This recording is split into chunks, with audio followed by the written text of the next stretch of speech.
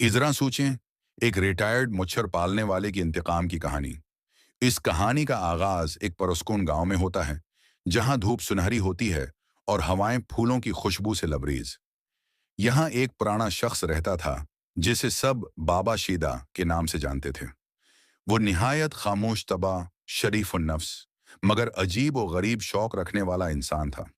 गांव वाले उसे पागल समझते, क्योंकि उसने अपनी उम्र का बड़ा हिस्सा मुछरों की अकसाम पर तहकीक करते और उन्हें पालने में सिर्फ कर दिया था। जी हाँ, आपने सही सुना, वो मुछर पालता था। इसके घर में एक मुकम्मल मुछर फार्म था, जिसमें मुख्तलिफ नस्लों के मुछर मौजूद थे। अफ्रीकी नील मुछर, एशियाई जर्द बुखार वाले मुछर, एनोफ्लीज, कोकस फेलिक्स।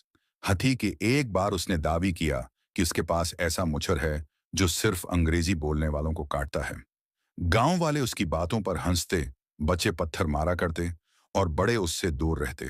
मगर बाबा शेदा चुपचाप अपने काम में लगा रहा। वो कहा करता, ये मुछर एक दिन तुम सबकी नींदें हराम कर देंगे। फिर एक दिन एक अजीब वाकया हुआ। करीबी शहर के बल्दियाती अफसरान बाबा शेदा के फार्म पर छापे मारकर उसके सारे मुछर खत्म कर गए। उनका कहना था कि यह सेहत आमा के लिए खतरा है। बाबा शेदा चुप रहा, मगर उसकी आंखों में कुछ टूट गया था। इसी रात गांव में एक सुनाटा छा गया, और अगली सुबह हर शख्स की आंखें सूजी हुई थीं। हर चेहरा खारिशों से भरा हुआ था। हर घर में मुच्छर दंदनाते फिर रहे थे और स्प्रे बेअसर हो चुके थे। ये सब सिर्फ एक रात में हुआ था। शहर से माहिरीन आए, मगर कुछ न समझ सके। मुच्छर न सिर्फ मामूल से बड़े थे, बल्कि वो इंसानों की मखसूस खुशबू पर हमला करते, उनकी जबान का फर्क पहचानते और हत्ती के बंद दरवाजे खोलकर भी दाखिल हो सकते थे। और तब गांव के मीन चौक में एक दीवार पर किसी ने खून से एक जुमला लिखा पाया। मैंने कहा था, ये मुच्छर तुम्हें काटेंगे। बाबा शीदा, अब कहानी आगे बढ़ती है। शहर में दहशत का राज है।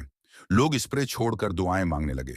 हुकूमत ने उसे हयातियाती हमला करार दिया। इंटेलिजेंस इदारे हरकत में आ गए। बाबा शेदा की तलाश शुरू हुई। एक खफिया रिपोर्ट में इंकिशाफ हुआ कि बाबा शेदा ने बरसों पहले साइकोजेनेटिक मुछरज पर तजर्बात शुरू किए थे। ऐसे मुछर जो दिमागी लहरों से काबू पाते हैं, और वो अब पूरी तरह फाल हो चुके थे। कहा जाता है, इन मुच्छरों का मकसद सिर्फ काटना नहीं, बल्कि इंसानों की नींद पर कब्जा करना था। उधर बाबा शेदा एक सनसान पहाड़ी पर लिकड़ी की झोंपड़ी में बैठा हंसी हंसी में कहता है, जिसने मेरे मुच्छरों को मारा, मैंने उसकी नींद मार दी। कहानी खत्म नहीं हुई, बल्कि ये तो एक जंग की शुरुआत थी। हुकूमत ने मुच्छर मार ड्रोन्स तैयार किए, मगर वो फेल हो गए, क्योंकि मुच्छर अब सोच सकते थे। एक सीनियर साइंसदान ने कहा, ये मुच्छर सिर्फ काटने के लिए नहीं बने, ये इंतकाम के लिए बने हैं। इधर शहर में एक नया कल्चर जन्म ले रहा था। लोग पूरी आस्तीन पहनने लगे, नींद की गोलियां ब्लैक मार्केट में बकने लगे, और बाबा शीदा अब सिर्फ एक शख्स नहीं रहा, बल्कि एक लीजेंड, एक खौफ, एक आइडियोलॉजी बन चुका था। उस कहानी के इख्तिताम पर सिर्फ इतना कहा जा सकता है, अगर किसी को पागल कहीं तो पहले देख लें कि वो पागल है या इंतकाम के रास्ते पर। और अगर कभी आपके कमरे में एक अजनबी मच्छर आए, तो याद रखिएगा, बाबा शीदा अभी जिंदा है। लेकिन दोस्तों, ये कहानी यहाँ खत्म नहीं होती। जब नजीर साहब ने शहद का आखिरी घड़ा अपने तकिए के नीचे छुपाकर ये अहद किया कि अब वो जिंदगी भर मक्खियां नहीं पालेंगे, तभी कुदरत ने एक नया खेल छेड़ दिया।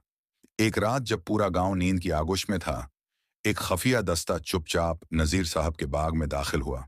न ये चोर थे, न डाकू, ये थे शहद के स्मगलर।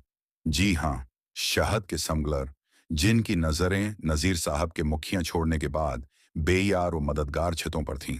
उन्होंने कई छतें अखाड़ लिए, कुछ जलाए और बाकी को गाड़ी में डालकर ले गए।